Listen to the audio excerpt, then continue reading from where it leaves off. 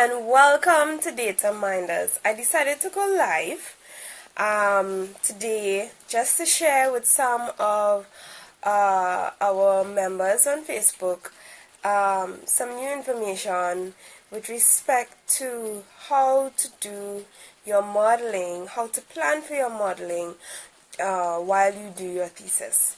So my name is Tashana Simon, as some of you may know, and so I just wanted to just get in touch with some of you whenever you see this video and talk about something that is really to me important.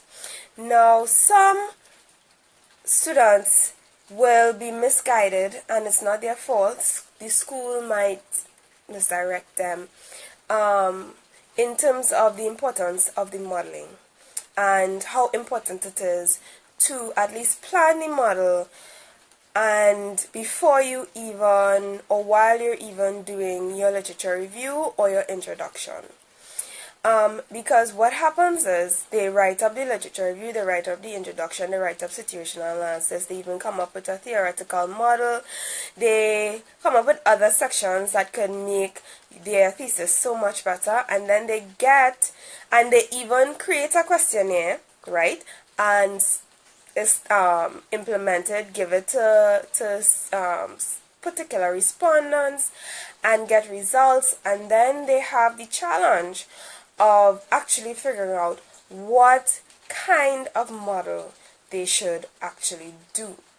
And that is not the order that should be taken, right? The order that should be taken should be while you're actually planning out your thesis, or while you're starting with your literature review and your introduction, that you actually start to think about your model, because even though you might try to figure out your model after the questionnaire, your model will actually depend on your questionnaire, and you want to make your life as easy as possible.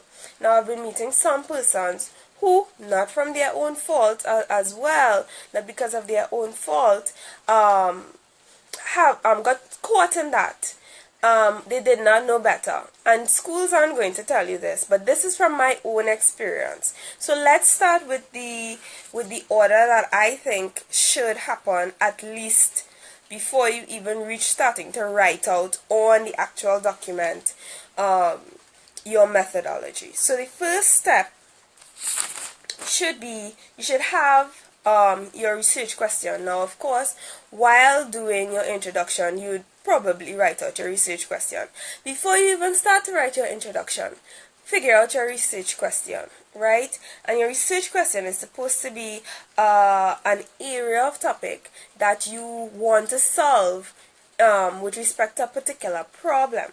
So your research question must be specific and focused, right? And then the second step, out of your research question, you need to actually draft a hypothesis statement. And it's really important to draft this hypothesis statement because it will be the specific end point or outcome that you think that would happen when you do your model. So, for example, I have two hypothesis statements. The first hypothesis statement is final year students are more likely to attend lectures than second year students, right? So that hypothesis statement actually points out a number of things, and the whole point of the hypothesis statement is to see the relationship between two variables or two factors. Sometimes that relationship might be an association, sometimes that relationship might be causal, and sometimes that relationship might be consequential, as in one variable is an outcome of another, and every model can actually tell you what type of relationship it is. I don't believe any model could tell you all of the relationships, right? So for this particular hypothesis statement, if you notice, there are two groups. There are final year students and there are second year students, and you're looking at the attendance of final year students and you're looking at the attendance of second year students, right? And so you want to know which one of these students actually go to class more, right? So look at all the different elements, and I want you to keep that in mind, because all those different elements will help you in the next stage, in stage 3, right? The next hypothesis that I have is government spending causes local prices to fail. So one variable causes the other variable to fall, One variable causes the other variable to go a particular direction. So you have the two variables, you have the government spending and the local prices, and you have a fall or a decline, which is a direction in relationship. So as you can see, your hypothesis can be completely different from each other. A hypothesis can be completely different from the hypothesis of another person, I should say. And in that, because of that, you would have issues in trying to fit. If you already did your question and you just have results and you didn't think about your hypothesis or what kind of model, fit it back into a particular model. I mean, we are data minders. We have the skill to do that. And if you're already there and you're already frustrated, we have the skill. But just to prevent your own frustration, I'm giving this advice. Now we're going to stage 3, which is a bit unconventional, because as I was saying, a lot of people have the perception that you wait until you're already write everything down. You actually, out of your hypothesis, try to figure out what kind of model would actually answer this question, right? So for the first examples with these students, right, when you really think about it, you could compare the sample means of two populations, which is the final year students and the second year students. And then you also have an issue of choice. Do you want is a final year student more likely to attend a particular class than a second year student? So this break allows you to think about what kind, by looking at the model, the potential model, it allows you to think about what kind of questions you'll actually have in your questionnaire, right? Because you could go with a probability, a simple probability statistic, and that will be a set of easy questions, or you could go a little more deeper and in a modeling like a logistic regression, and the questions themselves might allow you to compare which group is more likely to attend a class than another group, and that in itself would require certain types of questions, right, and a certain type of structure, right, which is why you need to consider your model, right? So, and in the second example of a hypothesis statement with the government spending and prices, it isn't a question of questionnaire either, right? In some cases, you might just have to go to a database, and by thinking about this, you know, well, all right, let me avoid wasting resources on asking unnecessary questions. I could just go to a database and consider collecting this particular data. But it is still important to consider the model, because the condition in which the data is in the database can actually affect the model.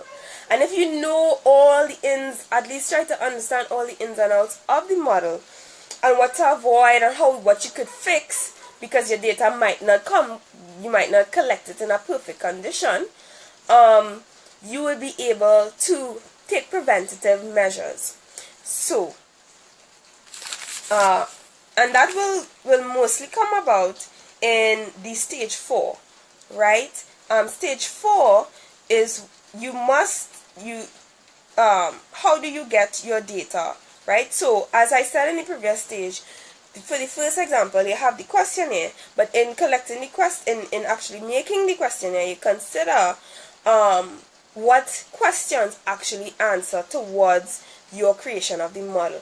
And a similar thing would happen to the second example in the government spending and the prices. What condition must the government spending data and the prices data must be in so I can run this model, right?